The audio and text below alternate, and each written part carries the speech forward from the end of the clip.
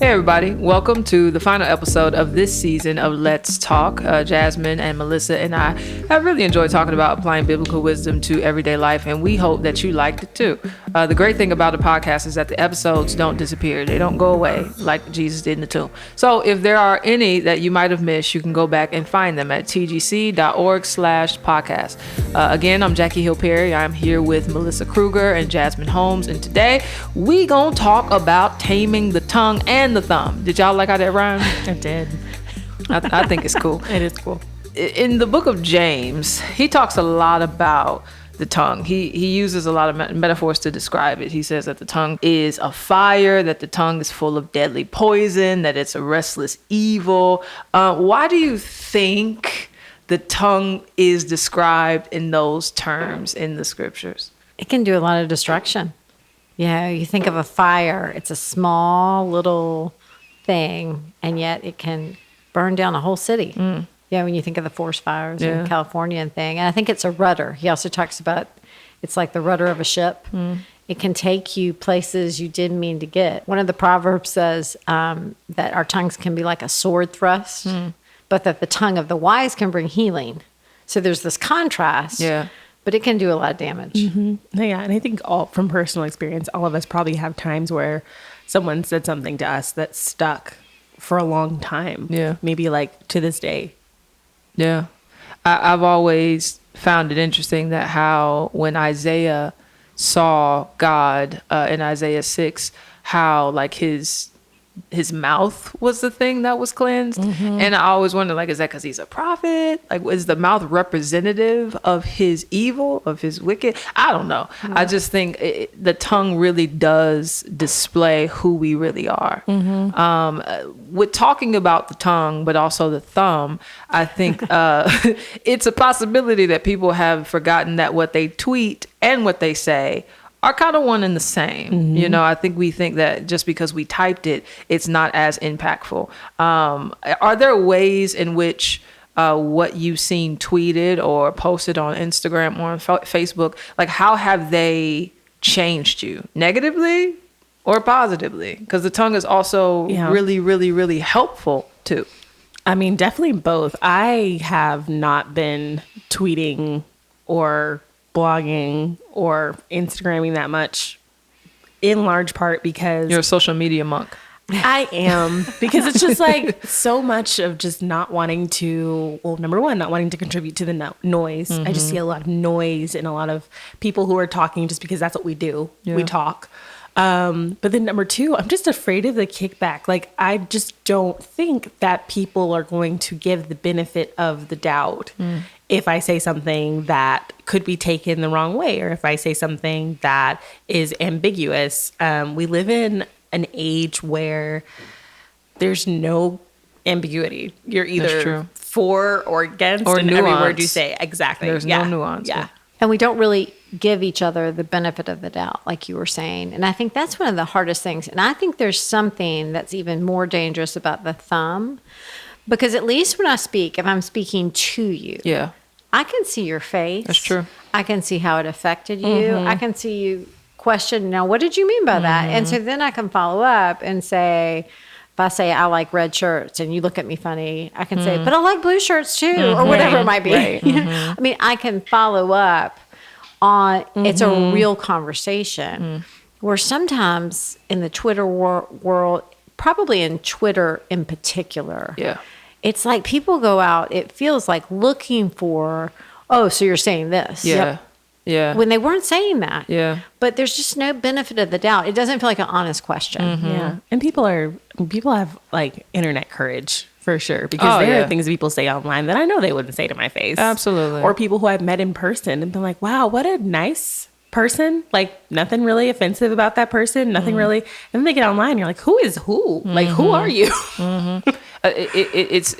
It could be that, like, our fear of man sometimes is a thing that has us, temper our conversation and our language in front of people. But I think what Twitter and all these other places have done is show us how much we actually don't fear God. Yeah. Because if I feared God, then it doesn't matter if I'm on Twitter or in person, I'm going to treat you with respect and dignity because God cares about it. When you follow James, it talks about how, blessing and cursing are coming out of the same place and how that should not be the case among Christians.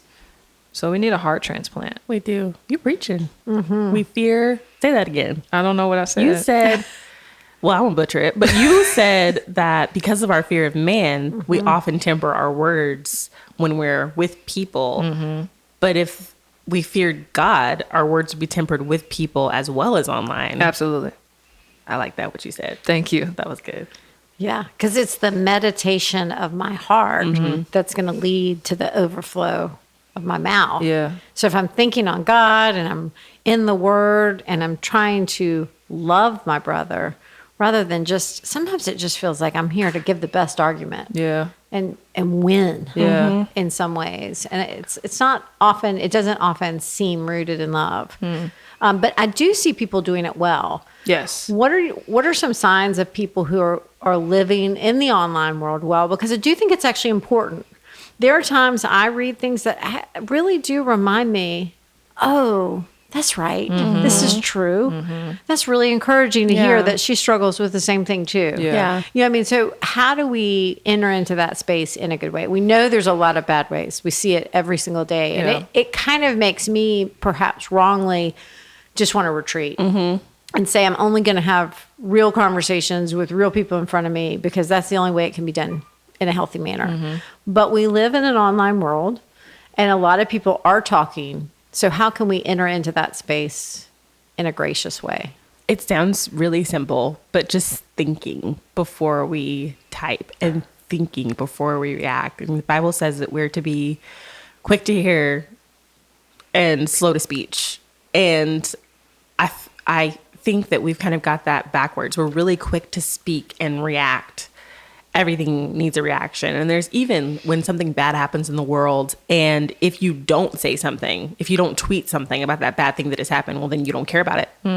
And if you're not Johnny on the spot involved in every conversation that's going on, well, it must just be because you're not interested in it. And it lends to this entire world where we are supposed to be giving hot takes. We're supposed to be speaking as much and as quickly as humanly possible, or we're not relevant anymore. And so I always admire people who take their time and give a measured response. Maybe it's not the first one that you're going to see, but I find that those are the most impactful for me. Yeah. And it would be hard for me to imagine that people who are slow to speak in real life would be quick to speak on Twitter.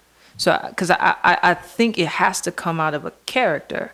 And so I think if you're practicing it with real people, then you practice it with, real people online. But another important aspect of James, because I think James just speaks a lot to it, is wisdom. The wisdom that comes from above is gentle and peaceable. Is that the word? And so maybe what has to happen is, one, we see our social media accounts as something that we're supposed to steward unto God. And with that, we ask God for the wisdom to be able to navigate it in a way that would glorify him. Maybe we don't use or see social media with that same kind of intention, but I think we should, because it's important. What we say is important because God is. He created the tongue, so we should use the tongue to glorify him and dignify the people he's made in his image. I think if you don't have anything good to say at all, just tweet scriptures. Like, honestly, and get up off that thing. That helps. Yeah, that can be helpful. There are times when I've just been scrolling and the most encouraging thing that I saw was a verse. Yeah. Which is actually rare. Yeah. Yeah. Yes. That's the or crazy just part. an encouraging thought, like, God is good. Okay, that's really simple, but like, yes, he is. Were you the one that told me that one time, I don't know, that you had a tweet and you sent it to a friend before you sent it out? Yes. And the friend was like, nah. Can you tell us about that? I do that all the time with my husband or my friends. I will respond to something viscerally, and then I will send it to Philip, or I'll send it to a friend of mine and say, can I say this? And 9 times out of 10, they're like, no. And I'm always so glad. And I can, in fact, remember one time where I tweeted without sending it to somebody first. Philip was out of town and he texted me because it got into this huge, like I got into a huge debate with somebody and I was like, can you believe him? And Philip was like, actually, you're wrong. Like you're not being kind. And the initial tweet was probably like really ill-advised. And I was like, okay. So I got online and I just apologized. That's I was nice. like, hey, I took it down, not because I was trying to hide it, but because it wasn't the right thing to say. And I'm really sorry. Yeah. And that's kind of a hard thing to do online because I think that we are very much like our online culture is training us to dig our heels into the sand. And well, if you really were thinking that you wouldn't have taken it that way, or of course I didn't mean, and it just allows us to be like really disingenuous. And so the fact that I had to go on and say, hey, I tweeted this out of anger and I didn't really give you an opportunity to say what you were actually trying to say, and I'm sorry. Yeah. That's such an example, though. To me, that's actually a really good use because you publicly said it maybe in a way you wish you didn't say it. Yep. And then you publicly repented of it.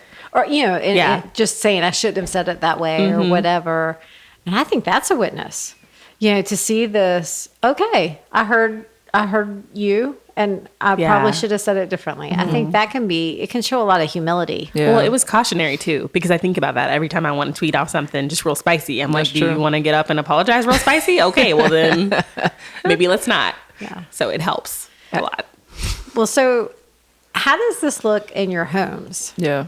Do you ever get into trouble with your tongue in your homes? I mean, I never do. All the time. Everything, I only sing in my home. Oh man, you're perfect. Yeah. Like, have you ever seen Snow White where she's like cleaning and the birds are... That's me. That's me. That was based on. Yeah, but Jackie, tell us about your sin. Yeah. Ooh. So I can be very quick to speak because this isn't praise, but I'm quick to think. I can think very fast, and so things can come out or not.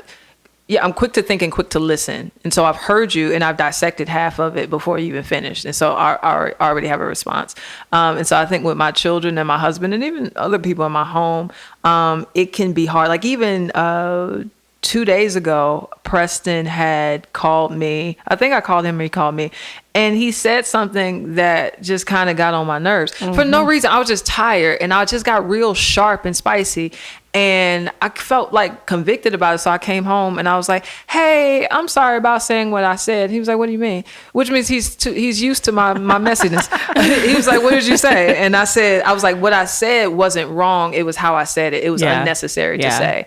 And I'm grateful for the Spirit and how he convicts us of things that could be manipulated to seem like I was justified in saying what I said when I knew that my heart was a heart of impatience, which isn't kindness, but yeah, I'm pretty bad. I'm getting better. Yeah. I'm getting better. Sanctification is a thing, but I'm not the best. Something my mom said to me when I first got married was, because I can be a really bad arguer. Like I can just say things just to be mean. And she was like, you can't just continually say things, just tear somebody down and think that you're just going to be able to take it back and it's not going to impact them and it's not going to impact your relationship.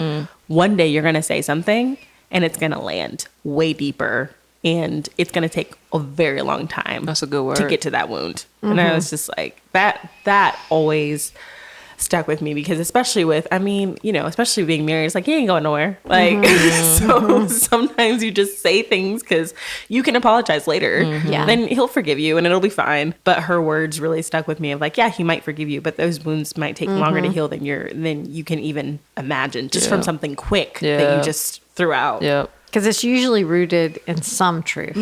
Even when we wish we could recall it, it's normally something that we spewed out there was real. Absolutely. We just didn't package it very well. That's true. I think for me, the hardest is with my kids. I can be the type who just bottles it for a while. So I'll be really, I'm not saying anything. And that sock's still there. And that sock's still there. And that sock's still there. And then, why is the sock still, and they're like, well, gosh, the sock's been there 4 days, and why is she so mad about it She's a today? tornado Like now. all of a sudden. Yeah, or, and then their little eyes are just looking at you and kind of like, where did the monster come from? Yeah, no, I get and that. the reality is I wasn't being patient. I was not taking the time to even tell them, Yeah. hey, to be a part of this house, you need to be responsible, and in a calm way say you need to clean up after Yeah. yourself. I mean, I had just bypassed it and didn't want to deal with it, and then it will kind of overflow Yeah. in this way. So, but the thing I've learned that I have to do is, even if my child was doing something they weren't supposed to do, but if I react wrongly with my words, I still have to apologize for my words. My words are mine. Yeah. No one causes my words to come out badly but me. And it's so easy when be like, you made me mad, so I Yeah. had to Right. say it that way. Right. Yeah. Or, because of you, you're the only person who makes me this Yeah. way or whatever. Yeah. Where's their mom? Yeah. I think one thing you said made me think of how having prerequisite conversations can help us be more careful with our words later on. So like, if at the first time you saw the sock, let's talk about this. Can we pick it up? You know what I'm saying? And I've seen that in my own relationships where I'll just try to just get over it, but I'll just grow bitter. And so my language becomes bitter when I just could have dealt with it a week ago Yeah. and just had the awkward, weird, difficult conversation that I didn't want to have. But now I end up saying it against you because I was mad. Yep. And I like, not to make this like wisdom with my mother, but that's another thing. She's always in 1 Corinthians 13, it talks about how love like overlooks. And she was like, that doesn't mean that if you're going to overlook it, then you have to overlook it. You can't save it up for later. So if it's not something that you can just completely overlook and never mention again, say something. That's always been a hard one for me, because I'll tell myself, oh, like I'm doing the loving thing by not saying something right now. But then the 10th time it happens, then instead of just saying, hey, right now you're doing this and I don't like it, I'm like, hey, you're doing this and I've been saving up bitterness against you for the past 10 times you did it. So like, And they have no here it idea. goes. No clue. It's not fair. Yeah. Yeah. So it's like, am I really going to overlook this? And is it really over? And gone. Then great. That's super loving. Good job. But so many times that's not what I'm doing. I'm just saying that I am, just to save it up for later. So another, I think, route that the tongue could take is one of like slander and gossip. If you're not the one gossiping, maybe you're the one in a room full of gossip and slander. Sometimes it could be couched in, I'm praying for this person. We'll spiritualize our sin. What do you do when you're in the situation? You might think you're taming your tongue because you're not using Right. it, Because you're not participating. but like, how do you?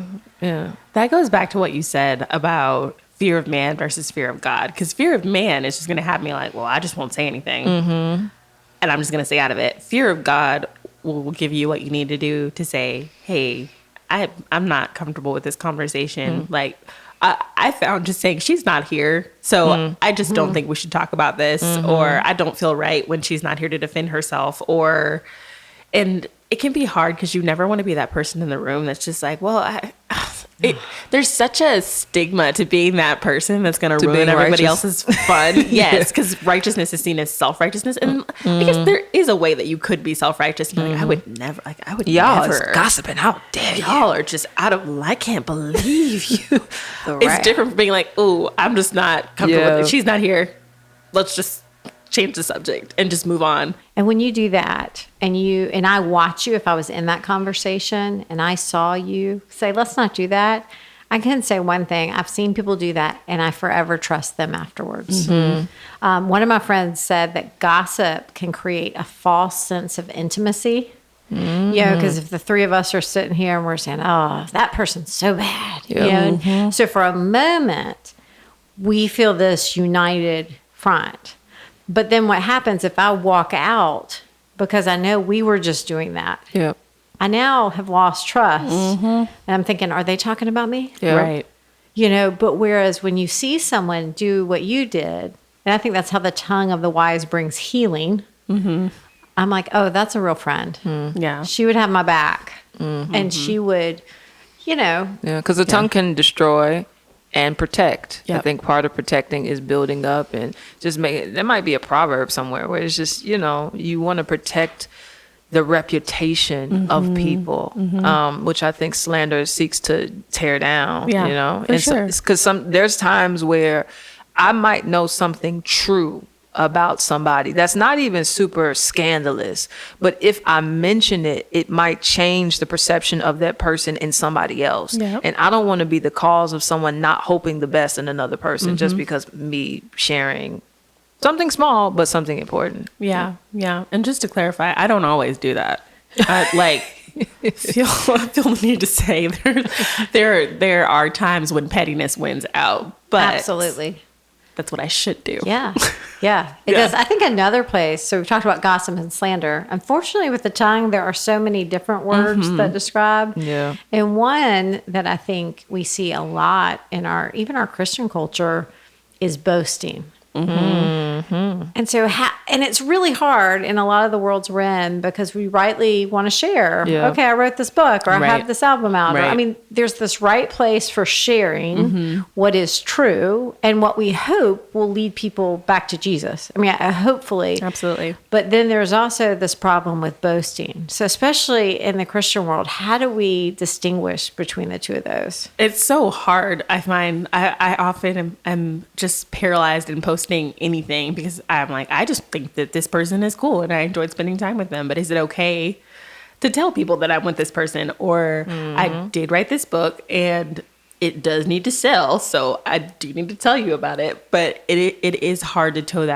that line between, hey, I'm doing this and I think it's cool that I'm doing this, but what I'm doing, like what I'm able to be involved in, that's really neat and that's really a blessing. I think one of the hugest things in that is that we can't judge other people and why they're sharing simply based off of the fact that they are sharing. It would be totally unfair for me to look at Jackie's Instagram and see her post her Jude study and go, oh, that Jackie, like she just thinks she's She's talking about. so amazing. Look at her Right. bragging about doing a Bible study. Right, but it's like, no, she wrote it, so she's trying to let people know that it's available. But I could very easily turn that into, and that when you do that, it says more about you than it does about the person that you're trying to judge for boasting. So boasting for me is more of a heart check for myself than something that I'm looking at somebody else going, oh, yeah, I know why they posted that picture. Because yeah. it really is a heart thing. Because someone could try to follow in Paul's footsteps or say it and say, well, I'm only boasting my weaknesses. But even that can be a means of pride. You want to come off as humble. You want to come off as low and abased when really your heart is not boasting so that God would be glorified, but Right. so people would pity you. Right. That's a whole, not pity, but perhaps pity you. Perhaps, yeah, maybe. That's a whole nother conversation. So I think that's why, like, out of the abundance of the heart, the mouth speaks. A humble heart, even when saying certain things, will try to remain humble. There's a lot of stuff. There's times sometimes where I know I don't mean it in pride, but I know it might even be assumed to be that. So I refrain. And so I think there's just some wisdom. But also, I remember thinking one time, I was like, why don't nobody feel like they be in pride when they say, hey, I cooked some bomb spaghetti last night? Right. Nobody gets rebuked for being Right. proud of their spaghetti. Right. So why should I feel like I need to hide the accomplishments that I have because you might think that it's a certain thing? Yeah, Right. I think it's a balance. Yeah, there's definitely a balance. That's true. Because, I mean, I be posting my spaghetti. Yeah. You're like, look at my plants. They're growing. They're growing. They're Plants. so happy. The plants. You're Look at boasting them. about They're those green. plants. I mean, I'm just happy they're not dying. That's all my kids. And you could be boasting about your kids. That's right. I mean, there's all kinds of stuff. And I just really think, and the best advice that anybody ever gave me, because with moms, it's a big thing with this whole like mommy subculture of, you know, my kids are sleeping on their organic mattress and my, you know, and I had somebody. And they've been vegan since they were 2 days. Yes. I had someone, I posted a birth picture. I love birth. I love everything about birth. I love everybody's birth. I want to hear everything about y'all. Like between podcasts, I'm like, what? Like, so what? So How what many happened? hours? How many hours? Oh my goodness. What position were you in? And so I posted and they were like, I just hate it when people are always bragging about their good birth stories. It's like, it's just I'm just sorry. happy. Yeah. I'm sorry. I'm happy. Yeah. I'm sorry it was good. So we have to be careful not to be that other person. Yes. Yeah. Yes. Because I think we do know the heart of boasting is trying to promote self. Yes. Which is really different than trying to say, hey, this is a cute picture of my child. Yeah. Sharing self Yep. is different than turning every conversation back to me. Yes. You know, and I mean, and you can do that in conversation. You can do that online. You can do that in any realm. Yeah. If you're self-centered, it's going to come out Yeah. in your tongue. And there's balance. Yeah. Right. Like Yeah. there's a give and take of maybe sometimes I am talking about my plants because they poppin'.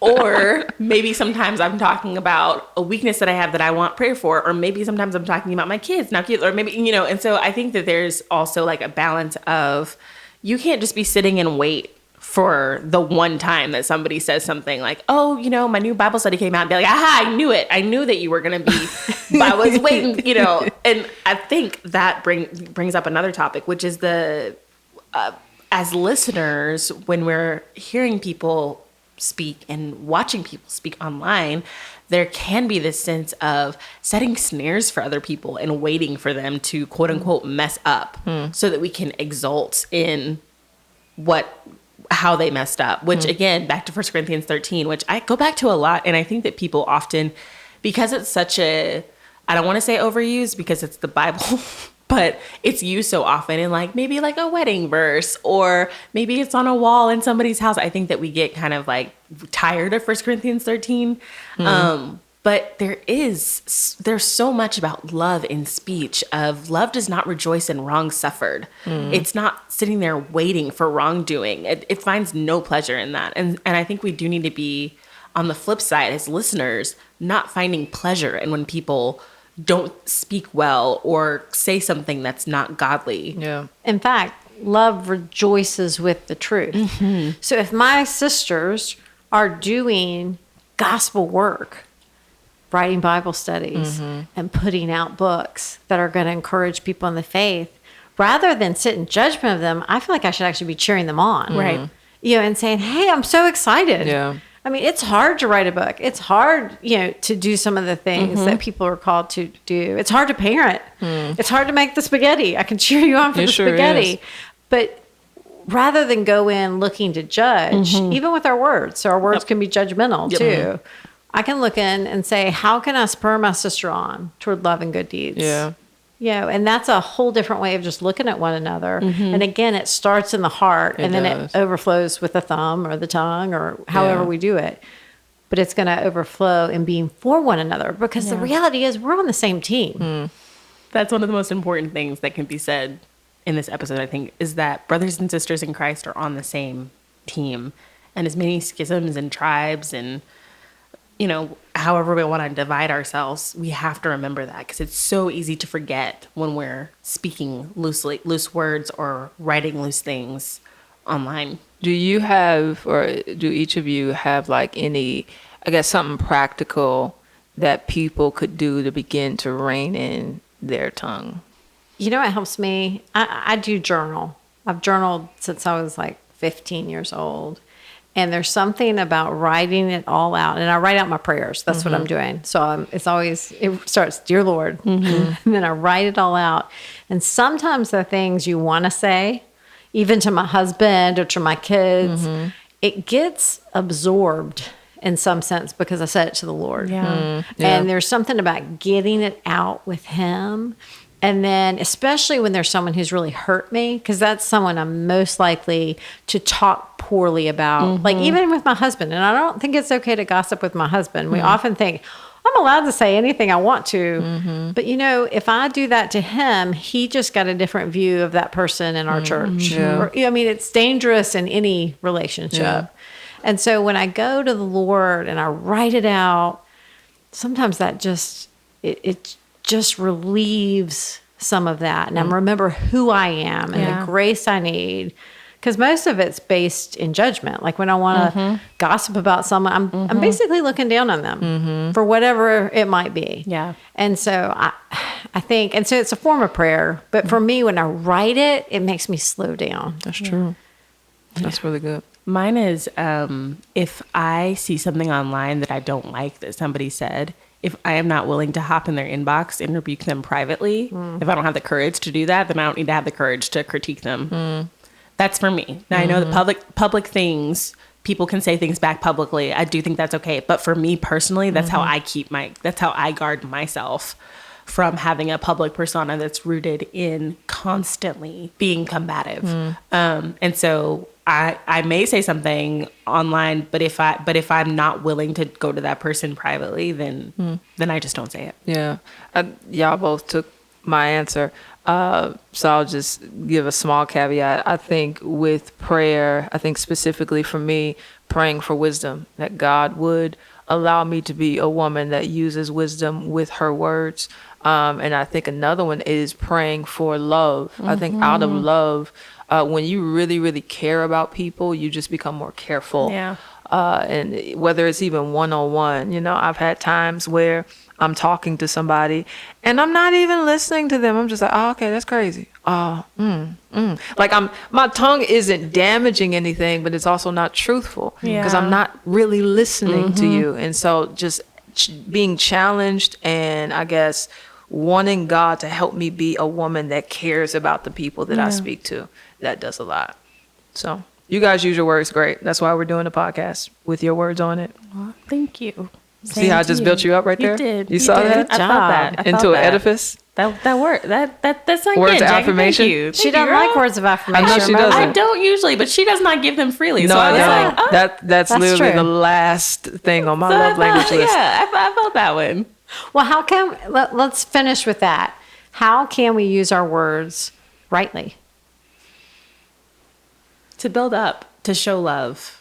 And sometimes that means saying hard things. Yeah. I just want to stress that. It doesn't mean that you never rebuke somebody. It doesn't mean that you never say things that are not hard to hear. It doesn't mean that you never, I don't want that to be misconstrued that we're saying like, oh, if you're not always a bucket full of sunshine and rainbows, then you can't speak. But speaking to people like they're members of our own body. Like if I had to pull a splinter out of my hand, I would not get a pair of pliers. I would use... We'll just take your whole finger off. Right. I would use tweezer and I would be it would be like conducting surgery because it's my hands and I feel that. I don't want that to hurt. And I think that's how we need to be talking to other people. Yeah. Yeah, Hebrews 3:13, it says, exhort one another every day, as long as it's called today, that none of you may be hardened by the deceitfulness of sin. And that's important, that I am an exhorting woman. Exhortation doesn't mean that I just talk about all the great things about you, but wholeheartedly, I lift you up, I build you up. If that means correcting, that means correcting. If that means acknowledging a part of you that's grown that you don't even notice, I'm helping you not be discouraged.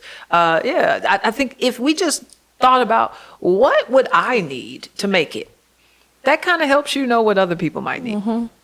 Absolutely. For sure. That's good. It's just other-centered in our words. Absolutely. Thinking, what does she need versus what do I want to say? Yeah. Ooh. Tweet.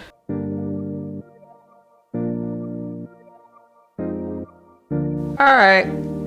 Our favorite thing is to talk about people talking. And this podcast is called Let's Talk. And if you've been listening, you know that we end it talking about our favorite things. Today, the question is, what's your favorite meal? Mine's easy. I love pizza. What kind of pizza? I can have any kind. I could eat pizza every single day. I could have frozen pizza one day. I could have fancy pizza the next day. That's, Thai Do you eat chicken the pineapple pizza. pizzas? Oh, I don't do pineapple. I never understood that. I don't do I that. guess I get the sweet and the salty thing. But Yeah, it just seems... the pineapple. I wouldn't choose it. Yeah. I don't mind it, but I wouldn't order it. Yeah, You know what I'm Of saying? all the If it things. was there, I'd be like, okay. Yeah. yeah. I was always a cheap date for my husband because I genuinely was like, yeah, for my birthday, we can just go out for pizza. And I'm completely happy. I'm with that. My favorite meal changes from time to time, but the best meal that I have had in recent memory was I went to this place in Jackson called Parlor Market, and it was braised beef short rib with Anything braised is yes, good. and it was with gnocchi, and the whole thing just melt. It was just the most amazing thing that I have ever eaten, and I'm still waiting for something to top that. You sound like such an adult. I sound like an 8-year-old kid. I No, like you pizza. don't. You don't. Everybody That's likes like a pizza. grown-up dish. No, I That's just so sound good. pretentious. No, I like pizza- braised beef shortbread. Pizza is a really good situation. You got cheese, you got bread, you got tomato sauce. It's hot. You got Perfect. some kind of protein. It's just, But you can just hold it. It's a blessing. It's just right there. I have expectations that we will have a pizza delivery service in New Jerusalem. That ain't in the Bible, but I'm just believing God. Oh, I You believe. know, I'm trust him for Please. that. I trust him. Absolutely. Can you imagine heavenly pizza? My God. The pigs don't have GMOs or anything. Oh They've my been raised by goodness. angels. It won't go to your hips. That's what I'm thinking Your about. glorified hips. I'm like, your glorified hips, they don't lie.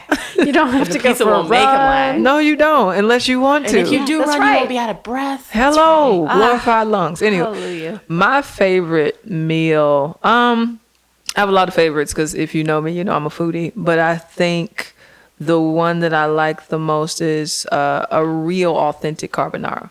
You know, not because carbonara is not an Alfredo. It should not be coming out of a can. It should be made with egg yolk and pepper, Parmesan, maybe peas, always pancetta. Do you have a recipe? No, because I think real carbonara actually takes some skill. Okay. Real, the look. Do you know. just like Italian food, like in general? I like starch. Yeah. So If you come over my house, I'm going to make you penne alla vodka. I make an amazing that's- vodka cream sauce. from scratch or out of a jar? Ma'am. Wow. I think that was an We're insult. about to have a fight on the No, last because people think it's episode. from scratch because they boiled the noodles No, themselves. ma'am. I make my pasta sauce from scratch. Okay, excuse me. I spoke wrongly. Thanks for hanging out with us for this season of Let's Talk. If you find yourself needing something to listen to while we are gone, we also hope you'll subscribe to other shows from the Gospel Coalition Podcast Network, which you can also find at tgc.org/podcast. The Gospel Coalition connects Christians to resources that apply the truth and beauty of the gospel to all of life.